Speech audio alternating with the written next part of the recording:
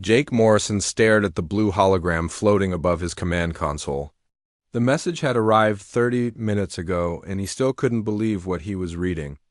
After 3 years of deep space exploration, someone had finally noticed Earth. The hologram showed a tall, thin creature with silver skin and large black eyes. Its voice was smooth and musical when it spoke. "Greetings, people of Salthri. I am Ambassador Zekthara of the Galactic Council. We have watched your species with great interest. Your rapid growth and expansion into space shows promise. We invite you to join our peaceful community of worlds." Jake rubbed his tired eyes. He had been commanding the exploration ship Horizon for 2 years, mapping systems and looking for resources. His crew was made up of scientists, engineers, and a few security personnel. They were explorers, not diplomats. But apparently, Earth needed diplomats now, the message continued. "Please send your finest diplomatic representatives to Kepler Prime Station. There, you will meet the Council and begin the process of joining our galactic family. We look forward to peaceful relations with your kind." Jake called his communications. "Officer, get me a direct line to Earth Command. Priority Alpha." Within minutes, General Patricia Hayes appeared on his screen. She looked older than when Jake had last seen her, with new lines around her eyes and gray streaks in her dark hair. "Commander Morrison, I assume you've received the alien transmission?" "Yes, ma'am. They want diplomats. They want to talk." General Hayes smiled, but it wasn't a happy smile. "They'll get their diplomats, Jake, but not the kind they're expecting." 2 weeks later, Captain Lisa Ford stood in the shuttle bay of Earth's newest ship, the Defender. She wore a perfectly tailored black suit with a crisp white shirt and red tie. Her brown hair was pulled back in a neat bun, and her makeup was flawless. She looked like a corporate executive heading to an important meeting. She wasn't. Ford had spent 15 years in Earth Special Forces before moving to diplomatic security. She spoke 7 languages, had degrees in political science and military strategy, and could kill a man with her bare hands in under 10 seconds. Earth's new diplomatic corps was made up entirely of people like her. "Team briefing in 5 minutes, she announced to her crew. Her voice was calm and professional, the same tone she had used to brief missions in hostile territory. Her team assembled in the briefing room. Ryan Clark, the communications specialist, looked comfortable in his gray suit. He was young, maybe 28, with short blonde hair and bright blue eyes. His job was to handle translations and establish contact with alien species. His real job was to gather intelligence and identify weaknesses. Karen Webb sat across from him, reviewing data on her tablet. She was the team's analyst, a tall woman with red hair and sharp green eyes. Her black suit was conservative and professional. She had spent 10 years analyzing enemy tactics for the military. Now she analyzed alien behavior patterns. Danny Ross completed the team. He was built like a linebacker with broad shoulders and thick arms that strained against his suit jacket. His job was officially cultural liaison, but everyone knew he was there to keep the team alive. He had survived more combat zones than anyone wanted to count. Captain Ford activated the main screen. "Ladies and gentlemen, we are about to make first contact with an alien civilization. The Galactic Council has invited Earth to join their community. They expect diplomats. They expect handshakes and smiles and long conversations about peace." She paused, letting her words sink in. "They don't know us very well." The screen showed images of Kepler Prime Station. It was massive, easily the size of a small city. Multiple docking bays extended from its central hub like the arms of a starfish. Ships of various designs moved in and out of the station in orderly patterns. "Intelligence suggests the Council is made up of 12 different species," Ford continued. "They've been around for over 3,000 years. They solve problems through discussion and consensus. They've never fought a war in recorded history." Ryan raised his hand. "Ma'am, if they're so peaceful, why do we need a full tactical team?" Ford's smile was cold. "Because peaceful doesn't mean harmless, Clark. These beings have been watching U.S. for years. They know about our wars, our weapons, our history. They invited us to join them, but they didn't say what happens if we refuse. She clicked to the next slide. Our mission is simple. We represent Earth in these negotiations. We learn everything we can about the Council and its members. We identify threats and opportunities. And we make sure Earth gets the best possible deal. Karen looked up from her tablet. What about actual diplomacy? Treaties, trade agreements, that sort of thing? We'll handle that too, Ford replied. But remember, we're not career diplomats. We're soldiers who learn to wear suits. Our job is to protect Earth's interests, not to make friends. Danny spoke for the first time. What are the rules of engagement? Standard diplomatic protocols on the surface, Ford said. But if anyone threatens Earth or this team, we respond appropriately. The Council thinks they're dealing with a peaceful species. Let's not disappoint them unless we have to. The journey to Kepler Prime took 3 days. During the flight, the team studied everything they could about the Council species. The ethereals were the founding members, tall and thin with translucent skin. The Zephyrians were shorter and stockier, with blue-gray skin and large heads. The crystalline collective weren't biological at all, but living mineral structures. Each species had different customs, different ways of communicating, different concepts of personal space and social hierarchy. The team memorized it all, not just to avoid giving offense, but to understand how each species might react in a crisis. Ford spent hours reviewing tactical assessments. The Council had impressive technology, but they have been at peace for centuries. Their security forces were more like police than military. Their weapons were designed to stun and capture, not kill. Their ships were built for exploration and transport, not combat. They're soft, she told her team during their final briefing. 3,000 years of peace has made them forget what real conflict looks like. They settle disputes through talking and compromise. They've never had to deal with a species that evolved from predators. Ryan was studying the station's communication networks. Their systems are incredibly sophisticated but completely open. No encryption, no security protocols. They share information freely with everyone. Karen had been analyzing their behavioral patterns. They're herd animals, she said. All of them. They make decisions in groups, they move in groups, they think in groups. Individual initiative is rare. Denny was more direct. They're prey, Ford nodded. Remember that. To them, we're just another species looking to join their peaceful community. They have no idea that humans are pack hunters who have been fighting each other for thousands of years. They don't understand that we see every situation as a potential threat. The Defender dropped out of hyperspace at the edge of the Kepler system. The station appeared on their screens, gleaming in the light of the system's twin stars. It was beautiful, all smooth curves and flowing lines. It looked like a work of art, not a military installation. No defensive systems, Danny observed. No. Patrol ships, Ryan added. No weapons that we can detect, Karen finished. Ford studied the station for a long moment. They're either very confident or very naive. Either way, we proceed with caution. Remember, we're diplomats now. We smile, we shake hands, we talk about peace and cooperation. But we watch everything and everyone, we memorize every detail, and we prepare for anything. As their shuttle approached the station's main docking bay, Ford straightened her tie and checked her appearance one final time. She looked like a professional diplomat, calm and confident.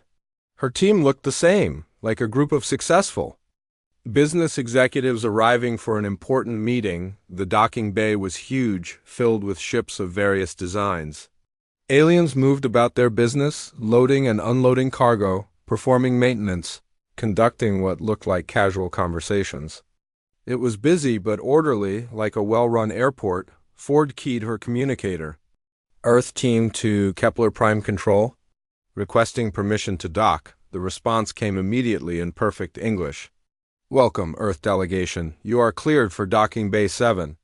Ambassador Zekthara is waiting to greet you. As their shuttle settled onto the landing pad, Ford took a deep breath. Showtime, people. Remember, we're diplomats now. Let's go make some friends. The airlock opened, and the first humans stepped onto an alien space station. They were smiling, professional, and perfectly dressed. They looked exactly like what the council had requested. The council had no idea what they had just invited aboard.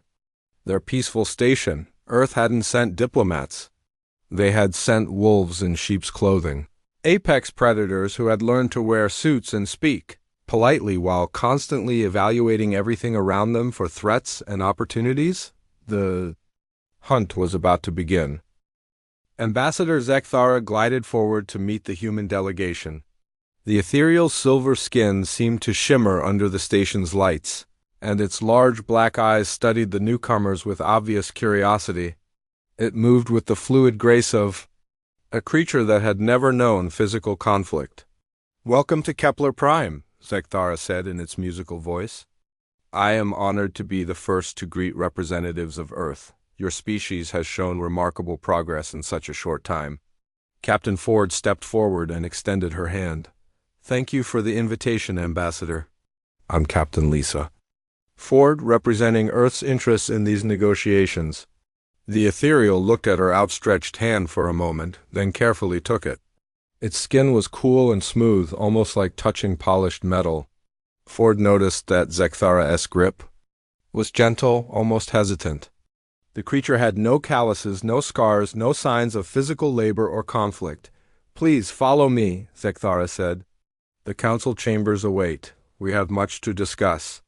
As they walked through the station's corridors, Ford's team spread out in a seemingly casual formation. To any observer, they looked like tourists taking in the sights. In reality, they were mapping every exit, every security checkpoint, every potential choke point. Ryan Clark engaged a group of Zephyrian technicians in conversation about the station's communication systems. His questions seemed innocent enough, but he was actually probing for vulnerabilities. The blue-skinned aliens were happy to share information. Clearly proud of their advanced technology. Karen Webb observed the foot traffic patterns, noting how different species moved through the station. The ethereals glided in straight lines, never varying their paths. The Zephyrians clustered together in small groups, constantly chattering among themselves. The crystalline beings moved slowly but deliberately, their mineral bodies chiming softly as they walked. Danny Ross appeared to be admiring the station's architecture, but his eyes constantly tracked the alien security personnel. They carried what looked like stun batons and wore lightweight armor that seemed designed more for ceremony than protection. Their movements were practiced but not combat-ready. The council chambers were impressive. The room was circular, with a domed ceiling that displayed a slowly rotating view of space. 12 seats were arranged in a perfect circle, each one designed for a different species. The human delegation was directed to 4 chairs that had been hastily added to the formation. Ford immediately noticed the tactical disadvantage.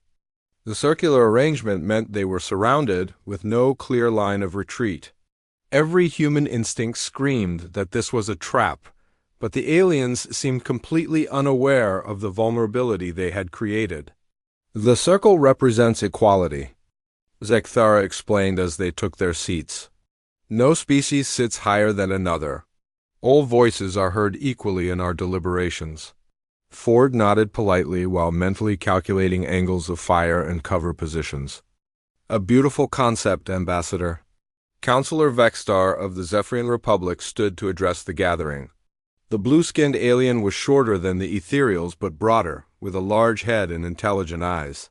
When it spoke, its voice had a rhythmic quality that suggested music was part of its language. "We gather today to welcome our newest potential members," Vexstar began.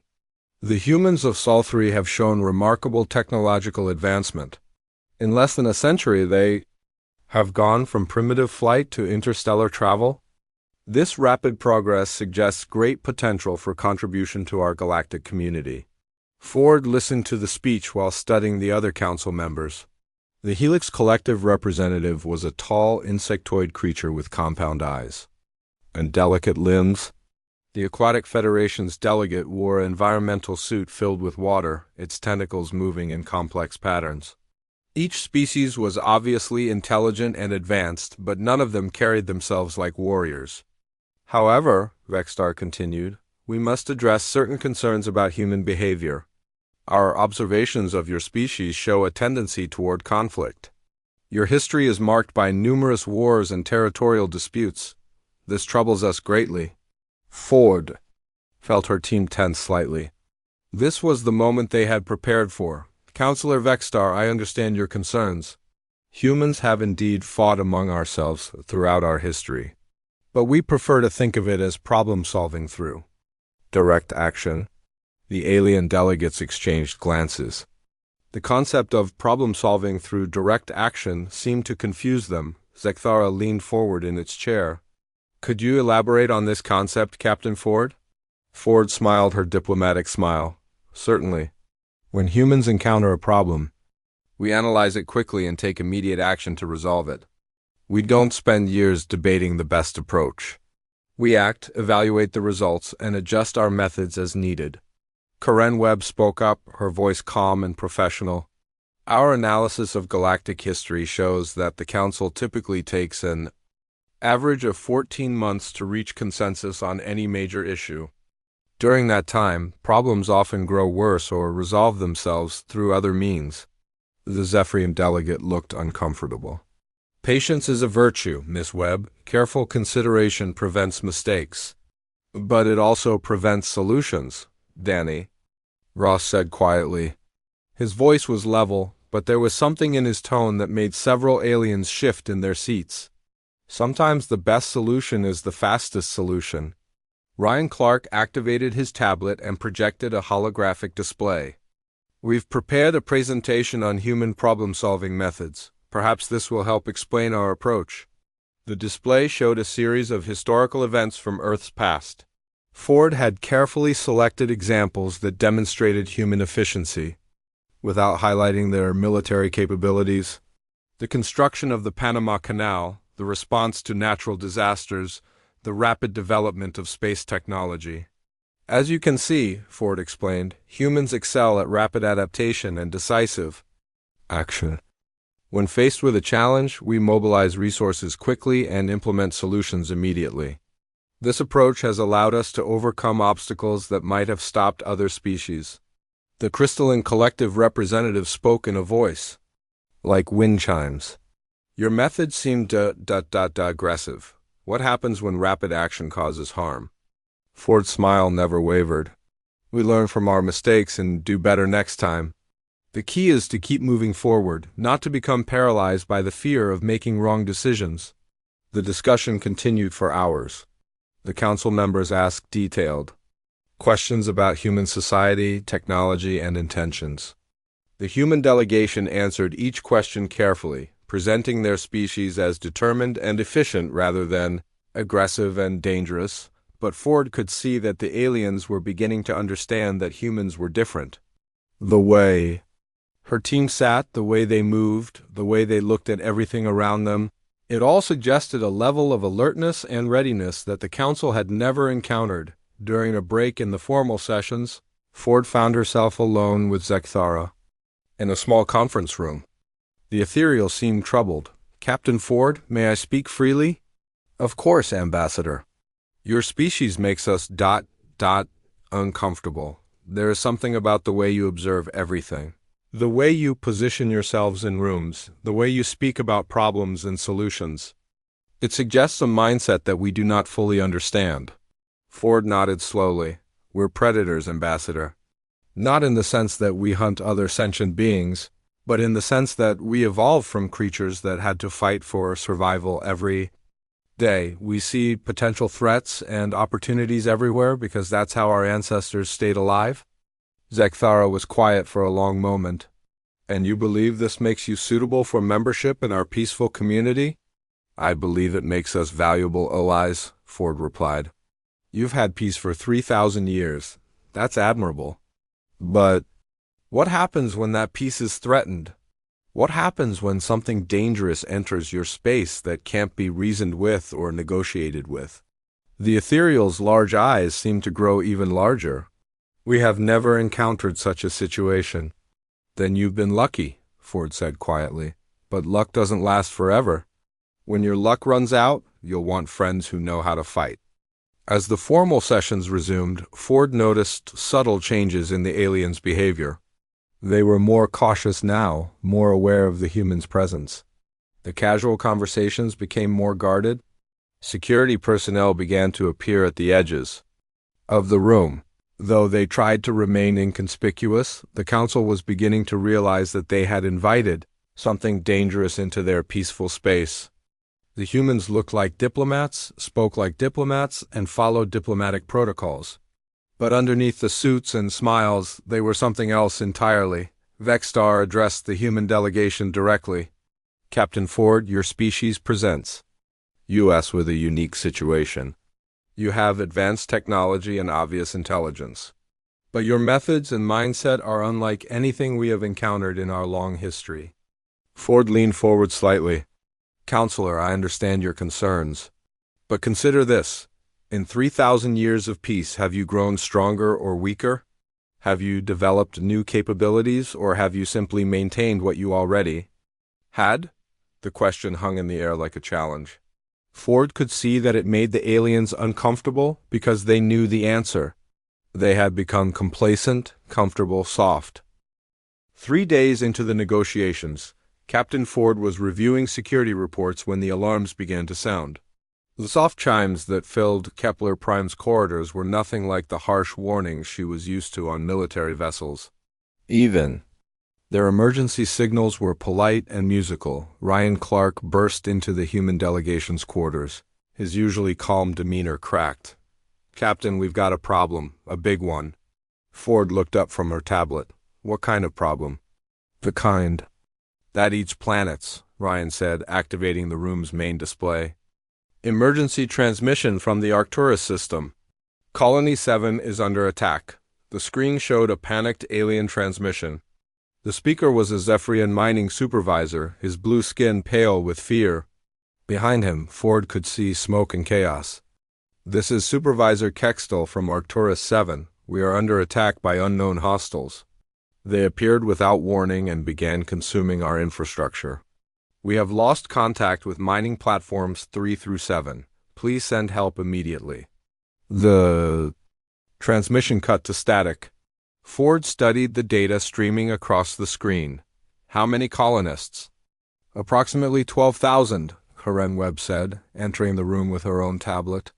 "Mixed species, mostly Zephyrians and Ethereals. The colony has been operational for 8 years, primarily mining rare earth minerals." Danny Ross appeared in the doorway, his massive frame filling the entrance. "I've been monitoring council communications. They're calling an emergency session." "Looks like they're as surprised as everyone else," Ford nodded. "Let's go see how the council handles a crisis." The council chambers were in chaos when the humans arrived. The usual calm, orderly atmosphere had been replaced by urgent conversations and rapid movement. Several species were speaking at once, their voices overlapping in a symphony of confusion and fear. Ambassador Zekthara was attempting to restore order. "Please, honored colleagues, we must approach this systematically. First, we need to gather all available information about the attackers."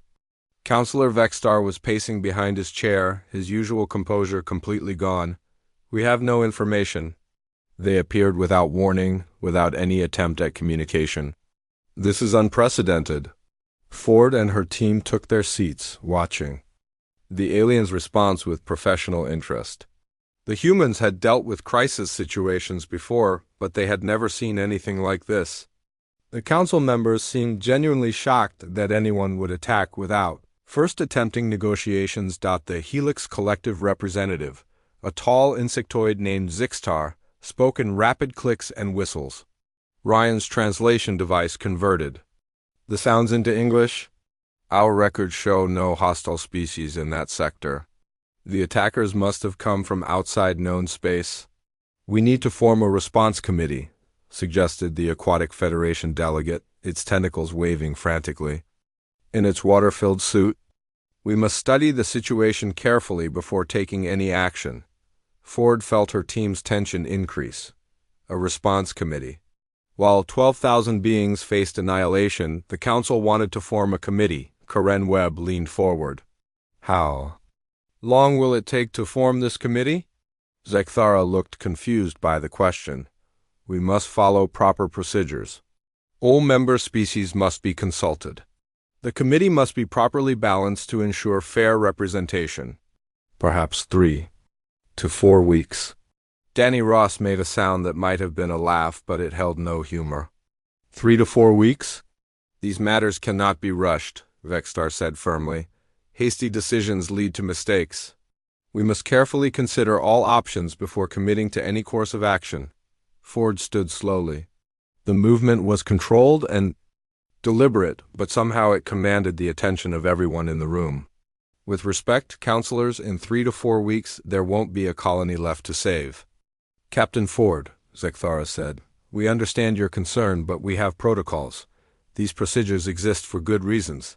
They ensure that all voices are heard and all options are considered. Ford's smile was sharp. And while you're considering options, people are dying. The room fell silent. The concept of accepting casualties while following proper procedures seemed to shock the aliens. They had lived in peace for so long that they had forgotten the cost of delay in a crisis. What do you propose? Asked the crystalline collective representative, its voice chiming with uncertainty. Ford exchanged glances with her team. She could see the same thought in all their eyes.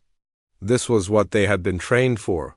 Not diplomacy, not negotiation, but action when action was needed. We volunteer to investigate, Ford said simply. The council members looked at each other in confusion. Vextar was the first to speak. Investigate? But you're not even full members yet. You have no authority, no jurisdiction, and no understanding of proper procedures. We have ships, we have training, and we have the will to act, Ford replied. While you're forming committees, we can be gathering intelligence. By the time your response committee is ready to meet, we'll have actionable information. Sekitharis' large eyes seemed to grow even larger.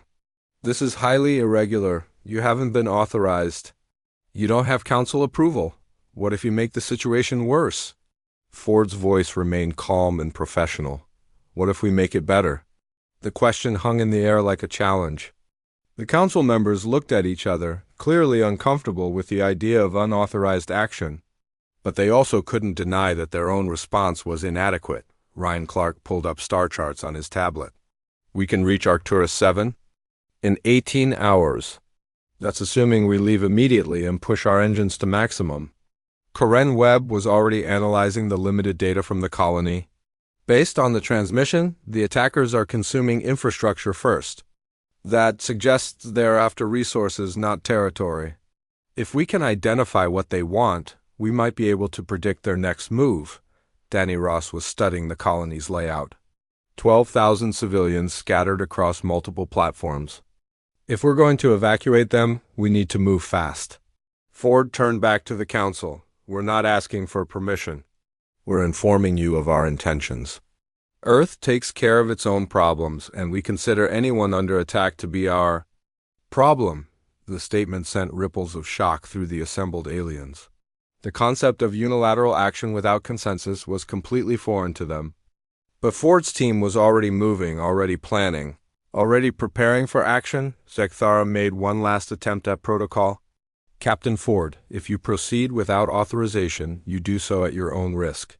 The council cannot be responsible for the consequences of your actions. Ford smiled, and for the first time, it wasn't a diplomatic smile. It was the smile of a predator who had just caught the scent of prey. Ambassador, we've been taking risks at our own responsibility for our entire careers. We wouldn't know how to do it any other way. Within 2 hours, the human delegation had commandeered 3 council security vessels. The ships were designed for patrol duty, not combat, but they were fast and maneuverable. More importantly, they were available immediately. Ford's team worked with ruthless efficiency. Ryan established communication links with the surviving colony outposts. Karen began analyzing attack patterns from the limited data available. Danny started planning evacuation routes and defensive positions, but they weren't working alone. Word of the human response had spread through the station, and several aliens had volunteered to help. Not the council members who were still debating proper procedures, but individuals who had been inspired by the human example. A young Zephyrian engineer named Pelter joined Ryan's communication team. I have family in the outer colonies, he explained. If this threat spreads, they could be next. I want to help. 2 ethereal pilots offered their services to Danny's tactical team. They had never been in combat, but they were skilled at their jobs and eager to learn. We have always admired courage, one of them said. Today, we want to show some of our own. Even a crystalline being, whose species was normally slow to make decisions, approached Karen's analysis group. Your methods are different, it chimed. But they produce results. We wish to observe and learn. Ford watched her expanding team with satisfaction. The council might be paralyzed by procedures, but individuals were capable of action when properly motivated. The humans weren't just solving the immediate crisis. They were teaching the galaxy a new way to think about problems. As the small fleet prepared to depart, Ford received a final transmission from Zekthara. The ethereal looked troubled and uncertain. Captain Ford, I must ask again. Are you certain about this course of action? The risks are enormous. You could all be killed. The colony might be beyond saving. And if you fail, it could make the situation worse. Ford studied the alien's face on her screen. For 3,000 years, the Council had avoided risk by avoiding action. They had achieved peace by refusing to fight. But now they faced a threat that couldn't be negotiated with or reasoned with. Ambassador, Ford said quietly, sometimes the greatest risk is doing nothing. Sometimes the only way to prevent tragedy is to risk everything to stop it. The transmission ended, and Ford's fleet departed Kepler Prime. Behind them, the Council continued their debates about proper procedures and appropriate responses. Ahead of them lay the unknown and 12,000 beings who needed help immediately. The Arcturus system looked wrong from the moment they dropped out of hyperspace. Ford stared at the main display, trying to process what she was seeing. Where mining platform 7 should have been, there was nothing but empty space and slowly drifting debris? Status report, she ordered. Ryan Clark's fingers flew over his controls. I'm reading massive energy signatures throughout the system. Whatever hit this place, it's still here. Karen Webb was analyzing the sensor data, her face pale. Captain, I'm detecting movement near the asteroid belt. Something big, actually, a lot of something's big. The main screen shifted to show the source of the disturbance. Ford felt her blood run cold. The creatures looked like a nightmare cross between insects and machines. They were easily the size of small ships, with segmented bodies covered in metallic plates. Dozens of them swarmed around the asteroid belt, their massive jaws tearing chunks of rock and metal apart. Dear God, whispered Pelter, the young Zephyrian engineer. What are those things? Danny Ross studied the creatures with the eye of a professional soldier. Devour a swarm. I've heard stories, but I never thought they were real. They're supposed to be extinct. Ford turned to him. You know about these things? Military intelligence briefings? Danny replied grimly. The swarm was supposed to be a legend from the early days of galactic civilization. They consume everything in their path, using the materials to reproduce. The stories say they destroyed entire star systems before disappearing into deep space. Karen was running calculations on her tablet. If these are the same creatures from the historical records, their consumption rate is exponential. They start slow, gathering resources, then explode in numbers once they have enough material. How long do we have? Ford asked. Based on current consumption patterns, they'll strip this system clean in 72 hours. After that, they'll move to the next system, and the next. And the next. Ford felt the familiar calm that came before combat. This was what she had been trained for. Not the talking and negotiating, but the moment when action was the only option. Where are the survivors? Ryan checked his communications array. I'm getting weak signals from platforms 1, 2, and 6. The main colony on Arcturus 7 is still transmitting, but barely. That's our priority, Ford decided. We get the survivors out first, then we figure out how to stop these things. The approach to Arcturus 7 was like flying through a war zone. Debris from destroyed structures drifted everywhere. Several of the devourer creatures were feeding on the wreckage of a transport ship, their massive jaws crushing the metal hull like aluminum foil. "They're between us and the colony," Danny observed. Ford studied the tactical display. "Then we go through them." The ethereal pilots looked terrified. "Captain Ford, our ships aren't equipped for combat. We have no weapons." Ford's smile was sharp. "We have the best weapon there is. We have human ingenuity." She opened a channel to the other ships. "All vessels, listen carefully. These creatures are feeding on metal and machinery. They want our ships almost as much as they want the colony. We're going to give them what they want." The plan was insane by any civilized standard. Ford's ships would approach the devourer swarm, drawing their attention away from the colony. When the creatures moved to attack, the ships would release their cargo holds, filled with scrap metal and machinery from Kepler Prime, while the devourers fed on the bait.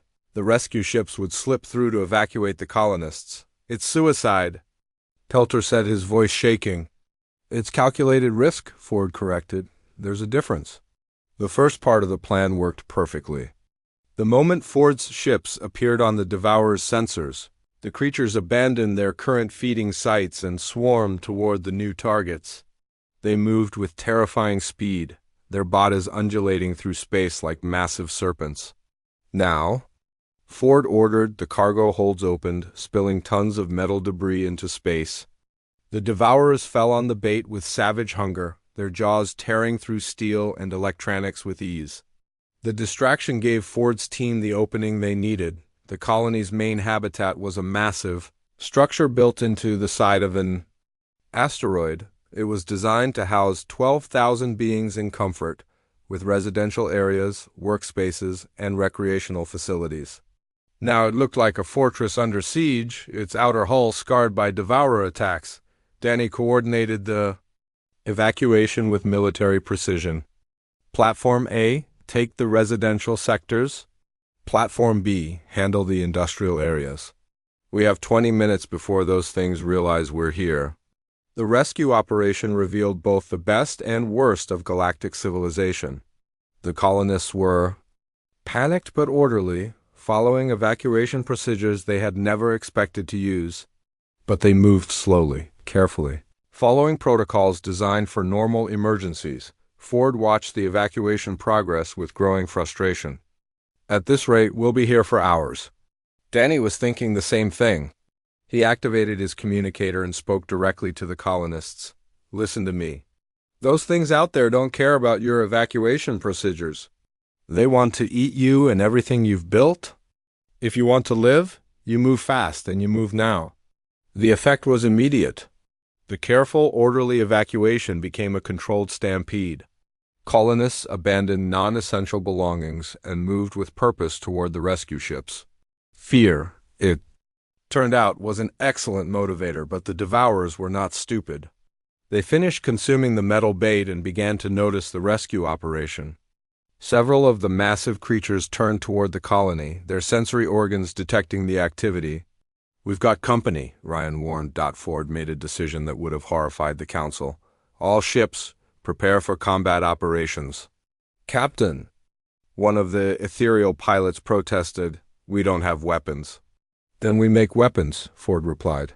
She opened the colony's technical databases and began searching for anything they could use: mining charges, industrial lasers, or processing equipment. "Mr. Ross, how creative can you get?" Danny's grin was fierce. "Very creative, ma'am." What followed was the most improvised battle in galactic history. The humans used mining charges as torpedoes, launching them from cargo tubes. Industrial lasers became ship-mounted weapons. Even the ore processing equipment was weaponized, creating electromagnetic pulses that disrupted the devourers' nervous systems. The alien volunteers fought with desperate courage. Pelter managed to overload 3 devourer creatures by feeding them mining equipment loaded with explosives.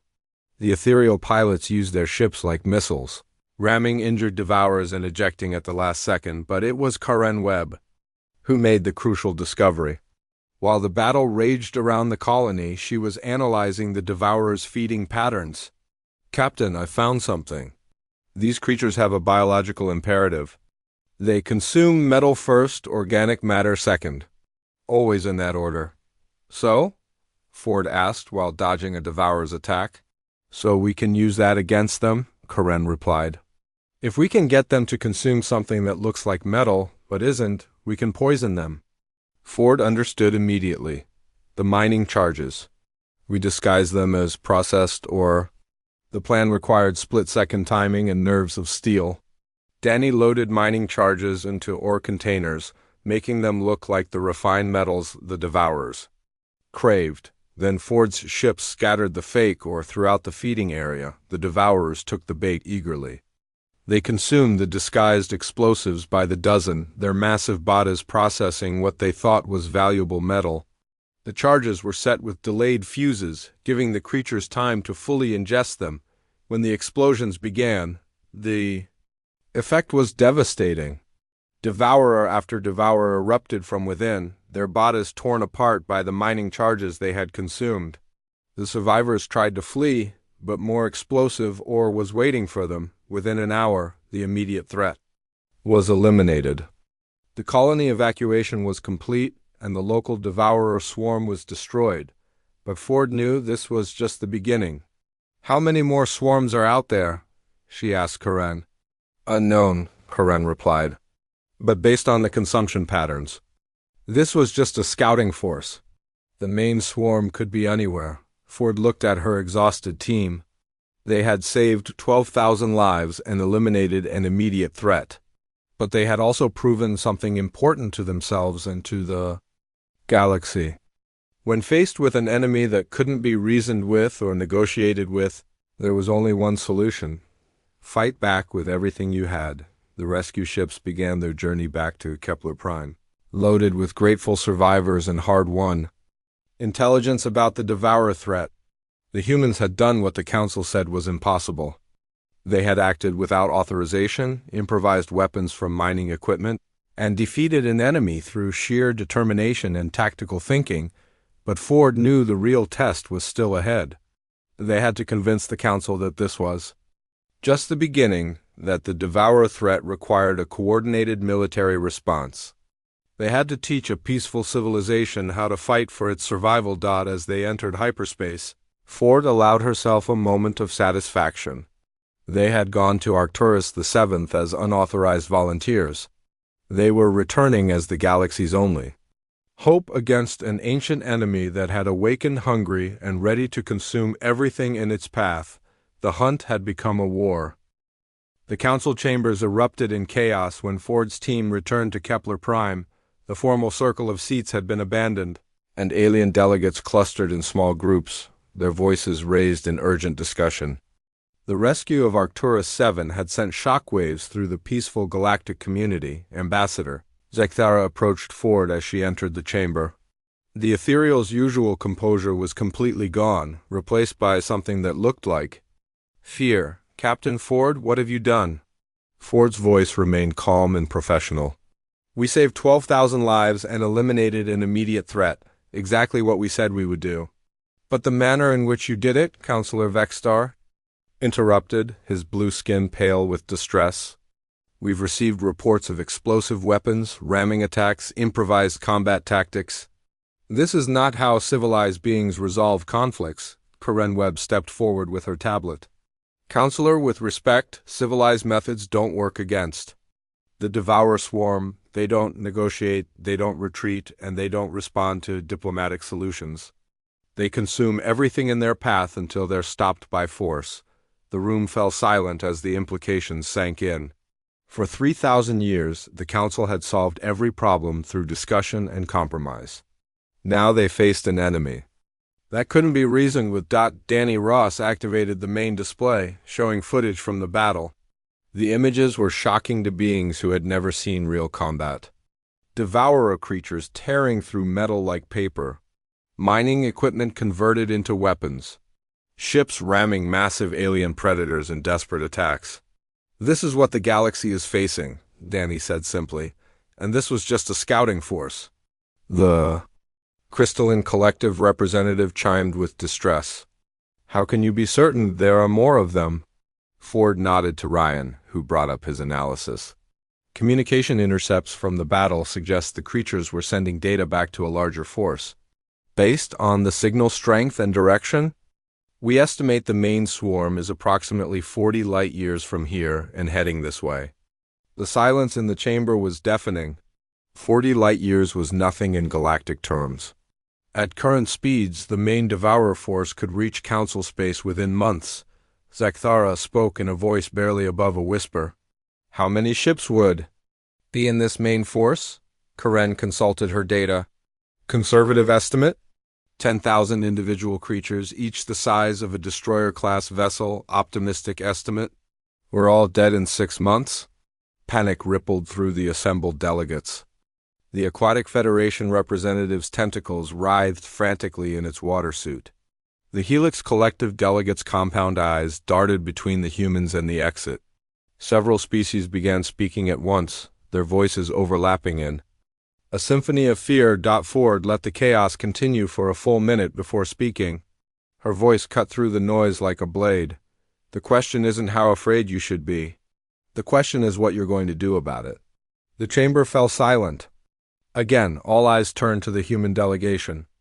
Captain Ford, Zekthara said slowly, are you suggesting that the Council should adopt your aggressive methods?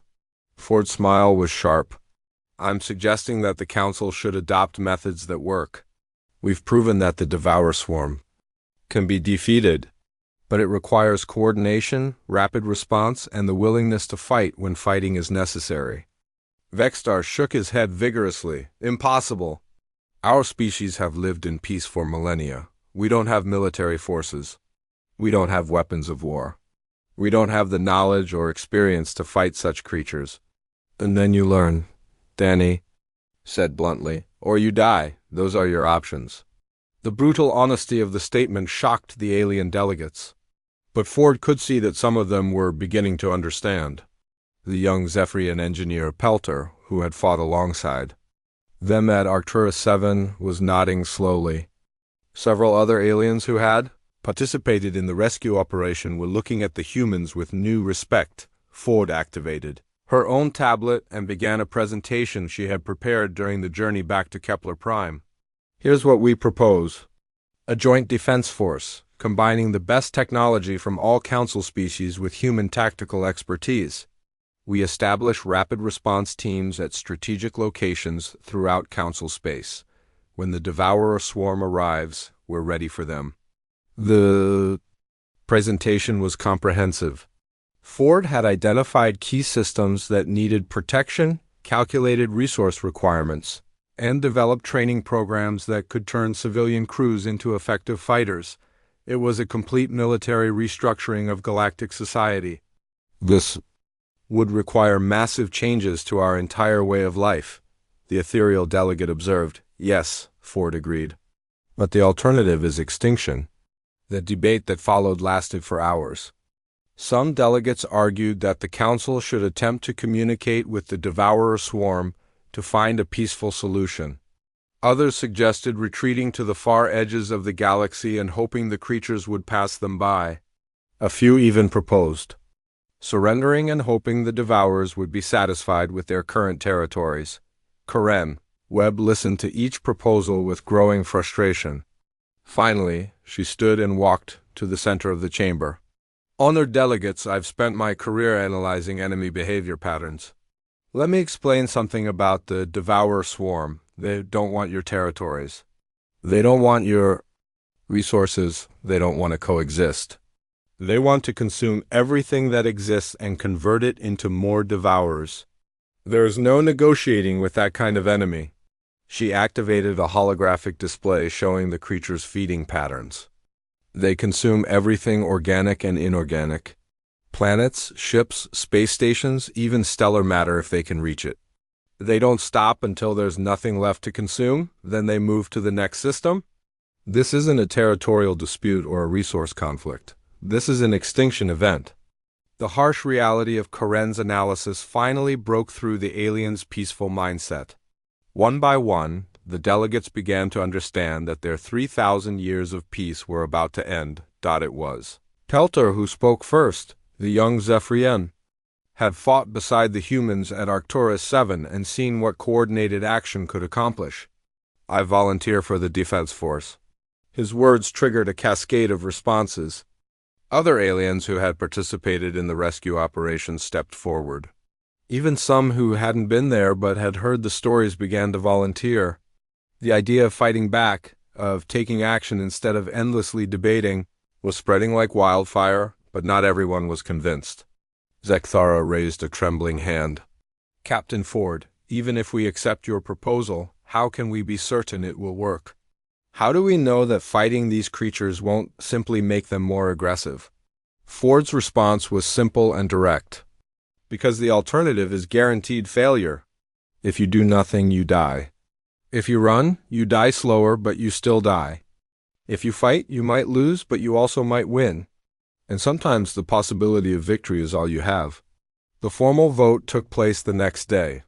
It wasn't unanimous, but it was decisive.